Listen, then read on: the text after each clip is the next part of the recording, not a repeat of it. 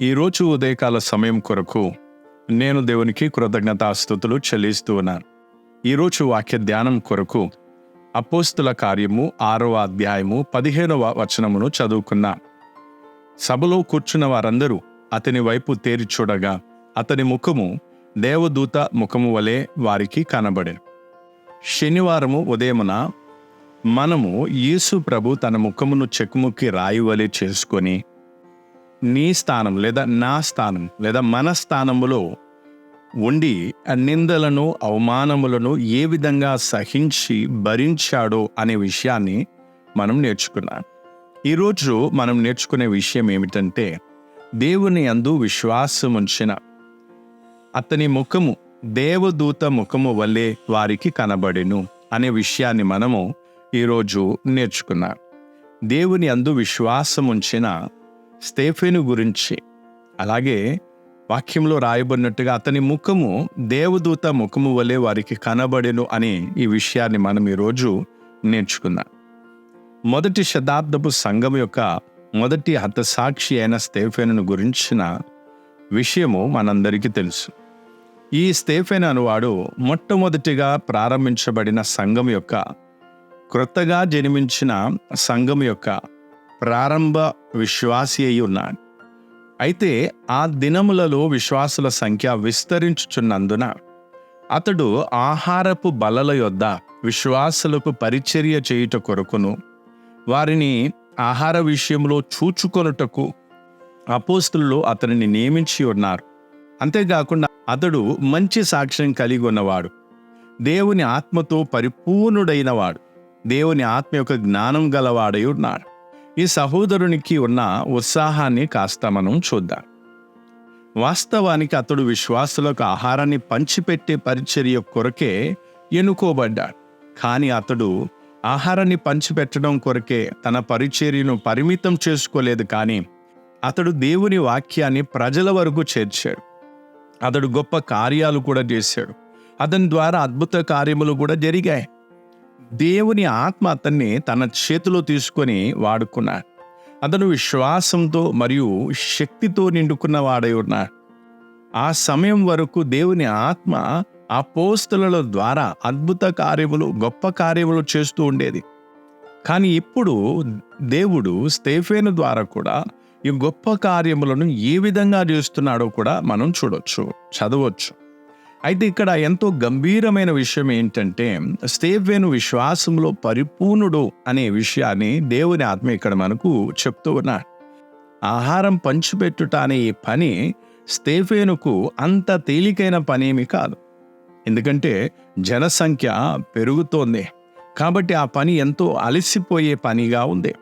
కానీ స్తేఫెను మాత్రం ఆ పని వలన అలసిపోలేదు. తనకు అప్పగింపబడిన పరిచర్యను బట్టి అతడు నిరుత్సాహపడలేదు, నిరాశపడలేదు. యేసు ప్రభు ఇశ్రాయేలు ప్రజలకు ప్రేమ మరియు కనికరం కలిగిన మనస్సుతో ఎలా వారికి పరిచర్య చేశాడు అనే విషయాన్ని స్తేఫెను అపోస్తలుల ద్వారా విన్నాడు. అలాగే మనం ఒకరికొకరం ప్రేమతో పరిచర్య చేసుకోవాలని స్వయాన యేసు ప్రభువే చెప్పాడు. కాబట్టి స్తేఫెను యేసు ప్రభు మాటలను పూర్తిగా విశ్వసించాడు. అతని విశ్వాసము ఆశ్చర్య కార్యములపైన కానీ అద్భుత కార్యములపైన కానీ ఆధారపడి లేదు. ఒకవేళ అతని విశ్వాసము ఆశ్చర్య కార్యాలపైన కానీ అద్భుత కార్యాలపైన కానీ ఆధారపడి ఉన్నట్లయితే అతన్ని హింసించేవారు అతన్ని రాళ్లతో కొట్టబోతున్నప్పుడు లేదా కొడుతున్నప్పుడు అతడు కలవరపడేవాడు, కలత చెందేవాడు. కానీ ఈ విధంగా అతడు కలవరపడలేదు. అతడు యేసు ప్రభు ఎవరు అనే విషయాన్ని ఎరిగి ఆయన యందు విశ్వాసముంచి ఉన్నాడు. మరియు అతని విశ్వాసము మరియు అతని ధైర్యం అనేవి ఆ సమాజం ఎదుట అతని ముఖంలో కనిపించింది. అతడు ఇక ముందు ఏమి జరగబోతుందో అని ఆలోచిస్తూ భయంతో వారి ఎదుట నిలవబడలేదు. అక్కడ బోధించి లేదా ఏదైనా ఆశ్చర్యకారం చేసి నేను దేవుని సేవకుడనని చూపించాల్సిన అవసరం అతనికి లేదు. అతని ముఖంలో కనిపించే మహిమ లేదా ఆ వెలుగే ఈయన దేవుని సేవకుడని తెలియజేస్తూ ఉన్నది. యూదుల అధికారులు అబద్ధపు సాక్ష్యాలను ఏర్పాటు చేసి ప్రజలను రెచ్చగొట్టారు. అతనిపై అబద్ధపు నిరారోపణ చేసి మోషే ఇచ్చిన ధర్మశాస్త్రానికి వ్యతిరేకంగా ఉన్నాడని రుజువుపరచాలనుకున్నారు. కానీ అక్కడ కూర్చున్న అధిపతులకు లేదా పెద్దలకు మోషే ముఖములో మహిమ ప్రకాశించినట్టుగా స్తేఫేను ముఖంలో కూడా మహిమ ప్రకాశించినట్టుగా కనబడింది. కనుక మోషే ముఖము మహిమతో ఎలా ప్రకాశింపబడినదో ఆ విషయమును గురించి ధర్మశాస్త్రంలో వ్రాయబడిందని వారు జ్ఞాపకం చేసుకొని ఉండవచ్చు. దేవుని మహిమ ఎవరి ముఖములోనైతే బయలుపడుతుందో లేదా ప్రకాశిస్తుందో వారి ముఖము దేవదూతల ముఖం వలె ప్రకాశిస్తుంది. అలాగే ఈ వ్యక్తుల ప్రత్యేకత ఏమిటంటే వారు దేవుని సన్నిధిని అనుభవిస్తూ ఉంటారు. ఎల్లవేళలా దేవుని సన్నిధిని అనుభవిస్తూ ఆ సన్నిధిని బట్టి ఆనందిస్తూ ఉంటారు. ప్రభువైన యేసు నేను లోకానికి వెలుగే ఉన్నానని చెప్పాడు. ఒకవేళ ఒక వ్యక్తి యేసు ప్రభువుని నమ్మి ఆయనతో నిలిచి ఉంటే అప్పుడు దేవుని మహిమ అతని ముఖం నుండి ప్రతిబింబిస్తుంది లేదా దేవుని మహిమ కనిపిస్తుంది.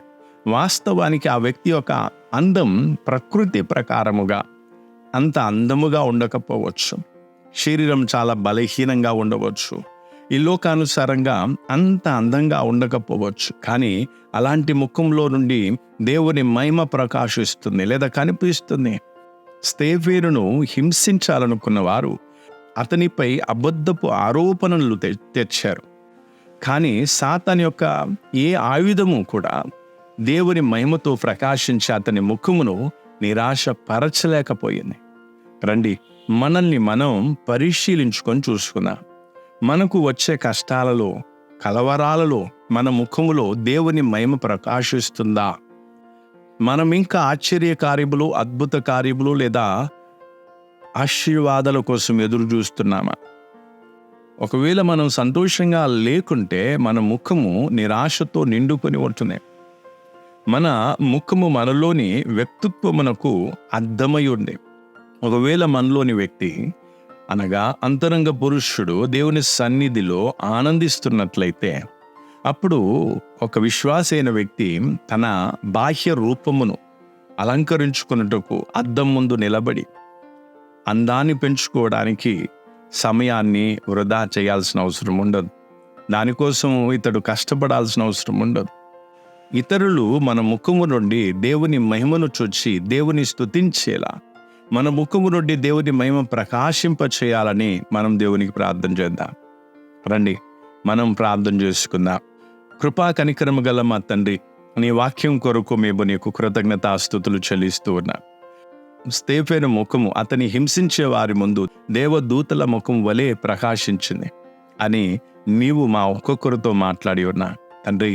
మా జీవితంలో సమస్యలు వచ్చినప్పుడు మాలోని ఆనందం పోతుంది, మా ముఖంలోని వెలుగు కనబడదు. మా జీవితంలో మార్పును కోరుతున్నా, ఇట్టి జీవితం నుంచి మార్పును కోరుతున్నా. నీ సన్నిధిని మేము ఎల్లప్పుడూ అనుభవించడానికి, మా అంతరంగ పురుషుడు నీ సన్నిధిని అనుభవించడానికి మాకు సహాయం చేయి. నీవు లోకమునకు వెలుగని మేము ఎరుగుదుము కాబట్టి నీ వెలుగు మా ముఖము నుండి ప్రకాశించాలి. ప్రభువా, మమ్మల్ని హింసించే మా పొరుగువారు, మమ్మల్ని చూసేవారు ఎవరైనా సరే నీ మహిమను మా ముఖములో చూడాలి. మమ్మల్ని మేము నీ చేతిగా అప్పగించుకుంటున్నాం తండ్రి. ఈరోజు నీ వాక్యం కొరకై నీకు కృతజ్ఞతాస్తుతులు చెల్లిస్తూ యేసుక్రీస్తు మధురమైన నామములో అడిగి వేడుకుంటున్నాము తండ్రి, ఆమేన్. ఈ రోజుల్లో మనలో ఉన్నటువంటి ప్రతి ఒక్కరి ముఖము దేవుని మహిమను కనపరుచున్నట్లు, మనలను చూసిన వారందరూ కూడా దేవుని మహిమను చూచున్నట్లు దేవుడు మనకు సహాయం చేయనుగాక. మనము సమస్త మహిమను దేవునికే చెల్లిద్దాం. మన ప్రభు అతి త్వరలో రానే ఉన్నాను. దేవుడు మీ అందరిని ఆశీర్వదించునుగాక. మరణాథ.